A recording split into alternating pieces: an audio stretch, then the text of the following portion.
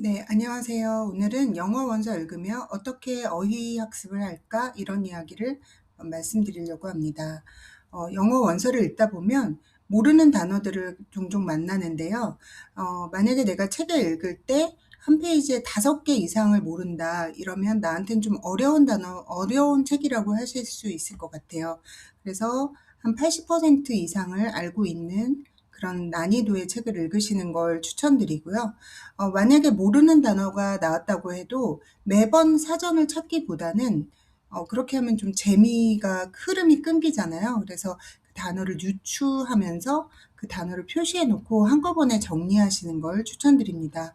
그래서 이렇게 유추하는 것은 문맥으로 일단 추론을 해보는 거예요. 그래서 이렇게 정확한 이 단어의 뜻은 모르지만 이런 문맥이니까 이런 단어가 아닐까? 이렇게 확인을 체크를 해 두시고 나중에 한꺼번에 정리를 해 보시는 걸 추천드립니다.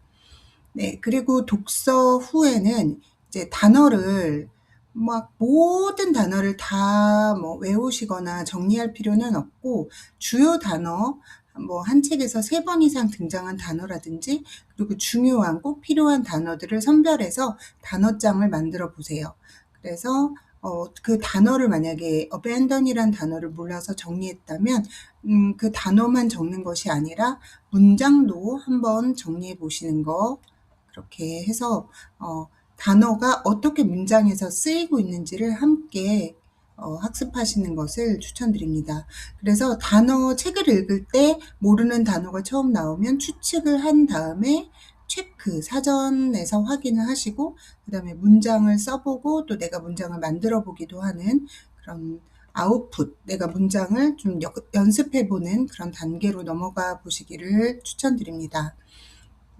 그래서 영어 원서 읽으면서 이제 어휘나 문장을 학습하실 때, 우리가 모르는 단어라는 어떤 인풋이 있고, 이것을 써보거나 말해보는 아웃풋 학습을 같이 해보시는 그런 방식으로 단어 연습뿐만 아니라 문장까지도 많이 연습해 보실 수가 있는데요.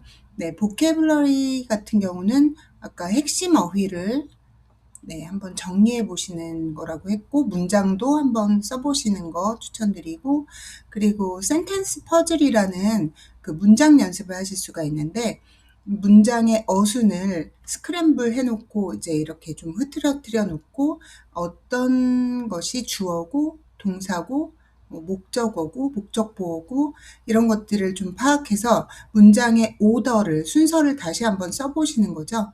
그러면 글쓰기 능력도 강화되고 문장의 어순을 익히는 데 아주 도움이 되는 그런 연습 방법이고요.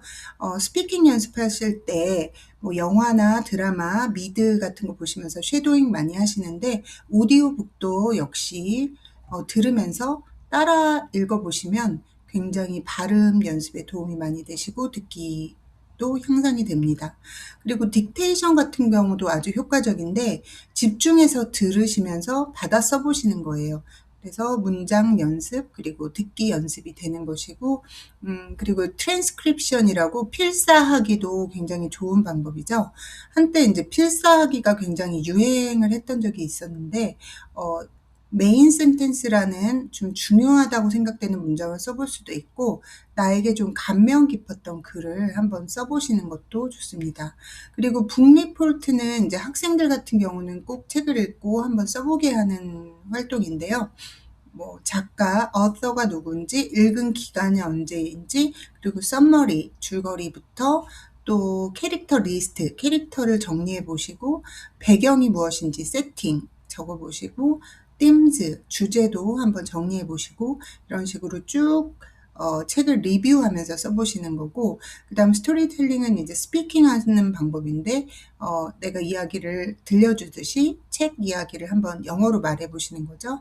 그리고 패러프레이징은 아까 메인 센텐스와 뭐 감명 깊었던 글을 트랜스크립션 했다면 그것을 자신이 이해한 대로 다시 한번 써보거나 말해보시는 거.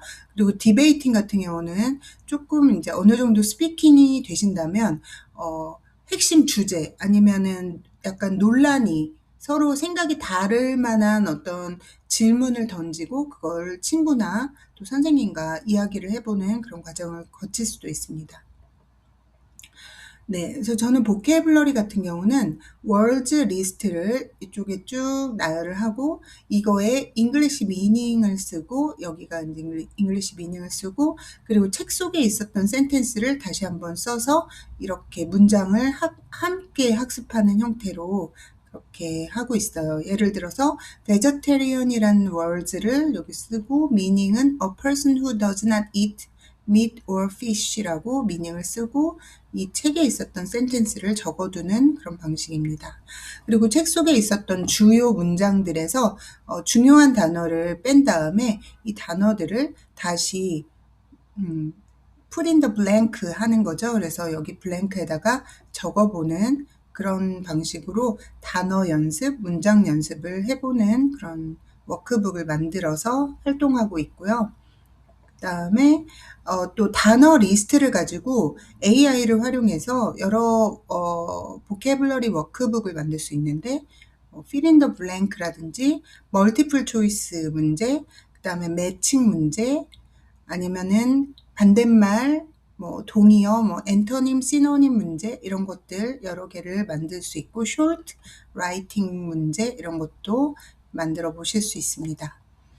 그래서 저는 이거는 북디프라는 책을 읽고 파트 3, 파트 4 이렇게 이제 챕터별로 제가 좋아하는 글들 아니면 중요하다고 생각되는 문장들을 한번 필사를 해봤어요. 그래서 메인 센텐스 이렇게 써보기를 했는데 이렇게 하면은 나중에도 이 책을 기억하기가 좋고 그리고 이렇게 한번 써보면서 문장에 대한 연습을 해보실 수 있습니다. 그리고 나만의 문장 만들기에서는 아티클 쓰기라든지 일기 쓰기, 뭐 아니면 주인공에게 편지 쓰기 이런 거 해보실 수 있는데요. 찰리 앤 더 초콜릿 팩토리를 읽은 어떤 학생이 이런 아티클을 썼어요. 찰리에 대해서. 그래서 팩토리 익스프레스라고 해서 A boy named Charlie got a golden ticket and had many challenges and won 이렇게 썼었죠. 여기 보이에서는 얘를 소문자를 해줘야겠네요. 이렇게 자기가 어떤 문장을 생각해서 쓰게 되면 이게 더 오래도록 기억에 남는 그런 라이팅 프랙티스가 되겠고 이렇게 자기가 생각해서 쓴 글들은 나중에도 또 활용해서 내가 문장을 만들기에 아주 많은 도움이 됩니다. 네, 오늘은 책 읽으면서 어휘 문장 학습을 어떻게 할지 이런 이야기를 해봤습니다. 네, 다음에 또 더 도움이 되는 내용으로 찾아올게요. 네, 감사합니다.